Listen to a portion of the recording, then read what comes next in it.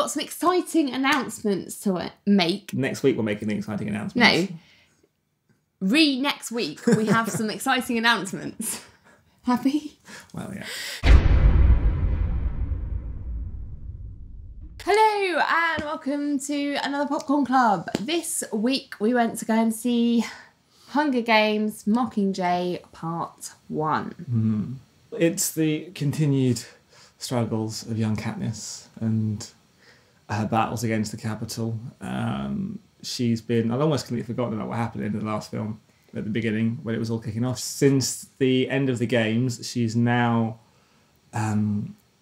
underground in District 13 with the rebels. They seem to have a president and a political advisor and a fair community, underground community there, doing a fair amount of rebel-based stuff. It's good. Lots of jumpsuits. Yeah, but aside from that, essentially what really happens in the film, there's not a great deal.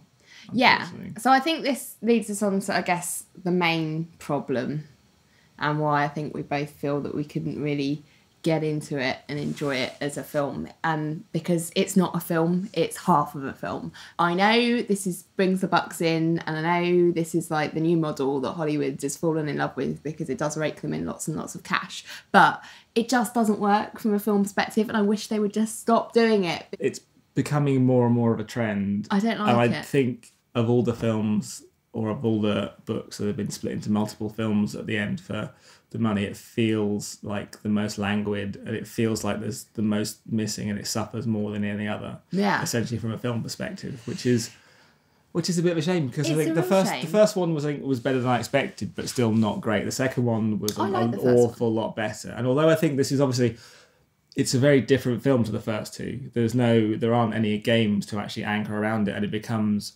much more about the rebellion than... and the politics. But it doesn't have that big set piece games climax thing to sit around. No.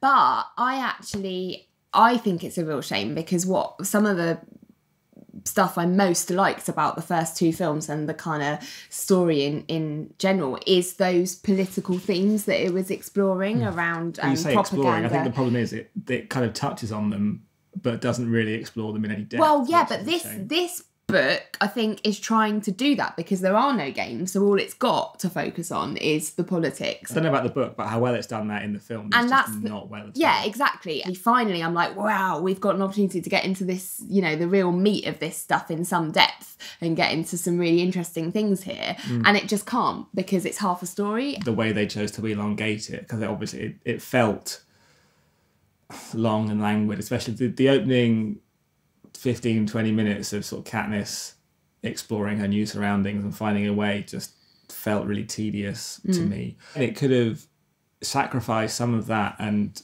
maybe delved into a lot more of the politics of it. Even though there's no games to centre the film around and it feels different, it still feels like the politics is still more in the background than I would have liked. I don't think it is, because I think it's all about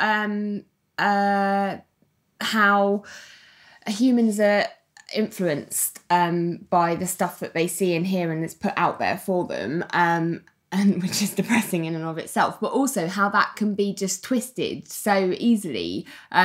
So, for example, you've got... It's very much a film about propaganda. Yeah, exactly. And I think that's really interesting how that they did that and how they turned Peter and Katniss against each other. The big climax they've chosen for this film is...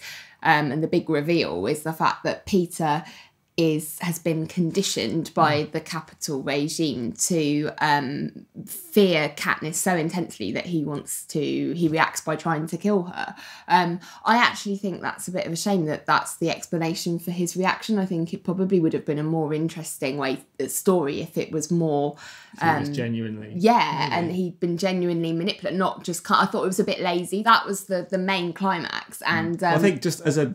doesn't really work. That whole section kind of felt a bit strange from after the confrontation that Katniss has with President Snow, and he reveals that he knows. It seems to set up for the fact that he's just going to kill them all. And then there's this really awkward moment where they're waiting and you don't know what's happening, and then they just appear back and everything seems to be fine.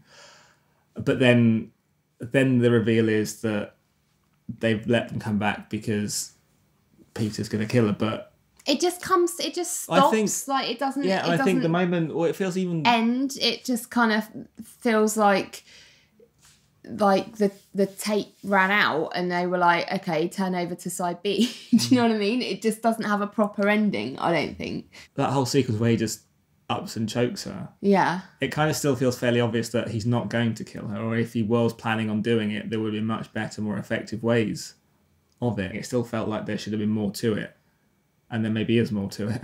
Maybe. I mean, who knows? But yeah, that's again another fact that it's not a proper film. So I feel like I can't really tell whether the story's any good. All we can do is just judge this, and I think we should just be judging this okay as a film and how it stands as a 2-hour cinematic experience. Yeah, it doesn't. Exactly.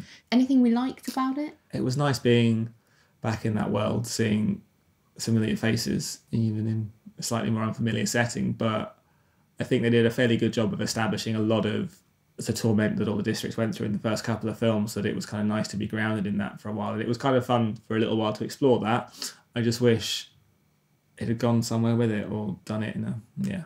That's the thing. I really like a lot of the stuff that it's trying to touch on. But I don't feel like we ever really got to get into it. And more Woody Harrelson would have been nice as well. Yeah. Because I find the subject matter of the stuff that the Hunger Games as a franchise gets into, like propaganda, how human beings can be manipulated and influenced. Some of the holding the mirror up and things like that. Yeah. Can rise to power and suppress a populace. I find that absolutely fascinating, and it was just a shame that it never really got going. But it still does feel like a kind of almost sort of light version of all those concepts that are explored in things like 1984 and Brave New World. Yeah, and all sorts it of is big light. dystopian things. But it's light, but that makes it more accessible to a wider audience, which I don't think is necessarily a bad. Well, with the first film, you kind of got all those concepts, but framed around the games and kids fighting to the death. That structure works, doesn't it? And it works. It's kind of when you take that away, what they fill that gap with in the film, this film for me doesn't work. And I was like, of all the things that they could have filled it with, maybe more of the political stuff would have been nice for me, but maybe not for that audience. It's half a film. I feel like I've seen half a film. I'm like, turn over to side B. Oh wait, it's not been done yet. Popcorns? Probably about 6. I think 6 popcorns is. I might go for 5 actually, really? Just because I was just the disappointment and the potential that's been lost. Just for the money, I'm gonna mark it more heavily down. 5. Boo. Next week, I think the next video you'll see on this channel on the Wednesday the 3rd will be, what are we going to call it? We haven't got a name. Hashtag popcorn Christmas Fest. Festive Fest. Festive Fest. Yeah, hashtag popcorn festive fest. That's what we're doing. It's not going to be like Horror Fest where we did a video every day, because I think that nearly killed us by the end. It was too much. We're going to do one festive film each every week in the lead up to Christmas. So a total of 6 festive films. I don't know why I'm holding my lip gloss. A total of 6 festive films coming at you, 2 a week from next week up until Christmas. Next week in our new release video, we will be off to see Paddington, because who doesn't like a nice bear? Not me. Peruvian bear. So have you seen Hunger Games, Mockingjay, Part 1? What did you think? Did you enjoy it, or did you, like us, think that it didn't really work? Let us know in a comment. Give us a like. And if you want to catch up and make sure you're abreast of the situation vis-a-vis hashtag popcorn festive fest, then click on the little subscribe button. Why don't you? Go nuts. It's Christmas. Why not? And we'll see you then for some Christmassy happenings. Bye. No lubrication in my mouth.